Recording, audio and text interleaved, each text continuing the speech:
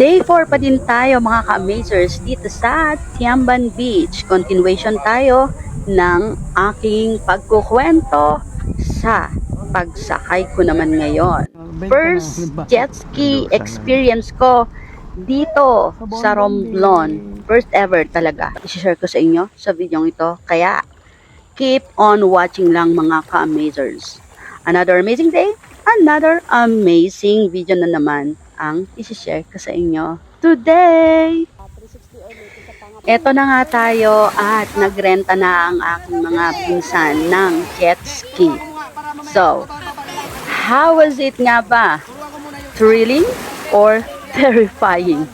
Kaya dapat tapusin nyo ang video ito para malaman nyo kung ano nga ba ang naging experience ko riding a jet ski for the very first time.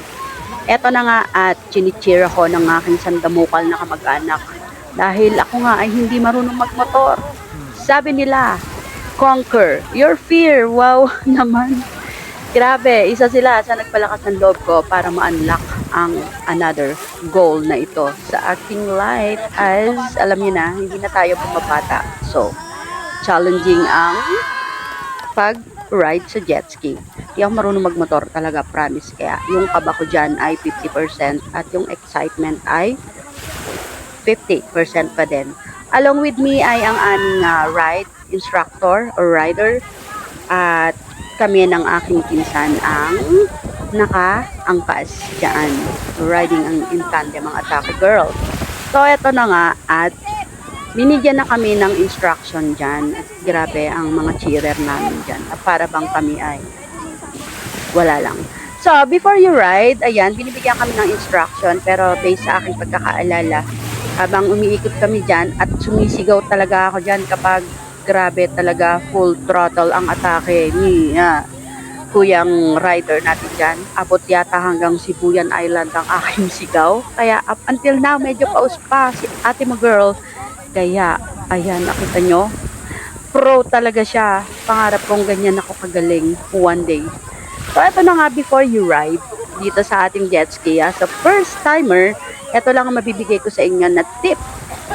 Ito, kailangan mag-book tayo sa legit operators kagaya ng Melano Jet Ski Rental. Ayan, ilalagay ko po later ang mga contact numbers ng mga legit na jet ski rentals. Ayan, syempre, kailangan dun tayo sa legit at mga trusted na contacts.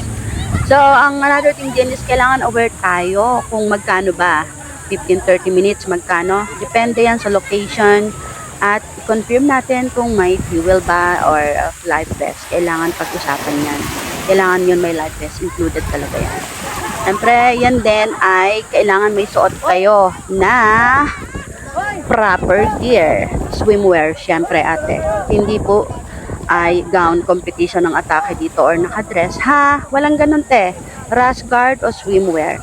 Leave the phone. Di pwedeng may cellphone unless ito ay wallet na waterproof. Pwede yan. Or leave it with someone sa shore para safe tayo dyan. At higit sa lahat, makinig tayo sa briefing. Ayan.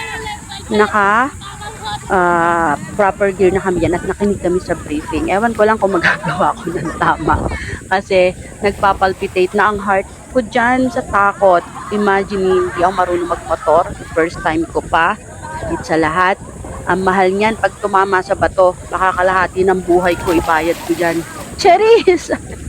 But luckily, by that time, walang masyadong mga bangka at walang masyadong tao. So, other things din, kapag nasa jet ski na pala, kailangan slow lang kagaya nung ginagawa ko. Dahil first timer, mga first 2 minutes, i-feel mo lang yung throttle at gentle lang ang pagpiga-piga natin, girl. Kasi sensitive po siya. Parang yung kakilala ko, sensitive po yung jet ski. Ayan, nakikita nyo ba? Slow lang ang atake ko dyan, pero safe yan. Nag-iingat lang po tayo. So, thank you talaga sa aking back ride dyan, ang aking pinsan na si Beng. Yan, salamat sa'yo, insan. At, kailangan din pala, another thing is, yung feet natin ay nasa proper placement ba? Hindi pwedeng palikot-likot yung paa mo dyan, wag kang ano.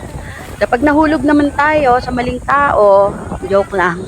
Pag nahulog tayo sa tubig, huwag ka magpapanik, girl, dahil di ka marunong lumangoy. Kasi lulutang ka kahit anong mangyari. Para kang yung lumulutang. Charis. Yun, lulutang ka at meron naman tayo dyan mga lifeguards na masid sa atin. At kapag namatay naman yung engine ay okay lang yan, kumalma ka kasi naka-lanyard ka naman. So okay lang yan, nire-rescue tayo dyan, kaya kalma lang. So ayan, bumubuo na nga po ako dyan ng parang isaw na pattern. Pa-zigzag ang atake mo, girl, kasi nga kabang-kaba talaga ako. May mga part na mabato. So dapat yan talaga yung spot, alam mo, sa sawang at yan sa area na yan ay hindi naman masyadong mabato. Takot lang talaga ako. Kaya best place para sa ating mga first timers kagaya ko. Kailangan din maganda din pala naka-goggles tayo para yung salt water or yung hangin maproteksyonan yung mata natin at hindi tayo mapuwing ba. At importante din yung meron tayong kabady, yan nga. Na kahit ninenervyos ako nawawala dahil andyan siya. Sabi niya, doon ka dumaan, doon ka dumaan. Diba? Yabang mo, girl. Wow, kala mo naman kilaban na siya sa Fast and the Furious at member na siya ng Charlie's Angels Full Throttle. Charis!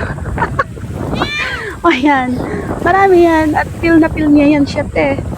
Bida-bida na yan siya. Akala mo naman talaga marurot siya. O, diba? Kaway-kaway. Na-happy ako kasi masaya sila para sa akin. Kasi success, diba? Napaandar ko siya kahit na sa anong paraan, diba? Iba yung experience. Promise. Sobrang nakaka-happy. So, ayan nga at sumakay ako ulit. Iba naman ang driver. At pinilit ko ang aking mga kapatid na itry din. Kasi nga, this is once in a lifetime experience na hindi araw-araw pwede. At hindi sa lahat ng oras. So, diba? If you wanna go, ride me. Diba? Si Mambalen, na-enjoy namin yan. Ang galing ng aming driver, si Clint, ang aming pamangkin. At look at that. So amazing view. Napakaganda talaga, promise. Nakaka-insane yung riding dyan. Yung view talaga. Promise. O yun, ito pala, kailangan naka-lanyard tayo dyan, ha. Yan kasi yung brake or let go. Mag-stop yung engine kapag ganyan. And no sudden turns pa din. Easy lang sa handlebar. Sharp turns, di pwede. At higit sa lahat, pwede mo naman pag-alan kung natatakot ka na. Diba? So, if you are looking for spots in Romblon, pwede yan. Yan, sa Bonbon, Cobrador Island. At kalmado kasi ang tubig dyan at legit ang operators kagaya ng Milano jet ski rental. Yan, dyan lang kayo pwedeng mag-rent. Yan, syempre. 3 things to remember pa din. Don't panic on first 10 seconds na hindi ko nagawa. At saka, syempre, kailangan ay magdasal. Charis, hindi, i-enjoy nyo lang. At syempre, nag-picture-picture tayo dyan. Successful Napa-under ko siya O, diba? Feel na yan ni ate mo, girl.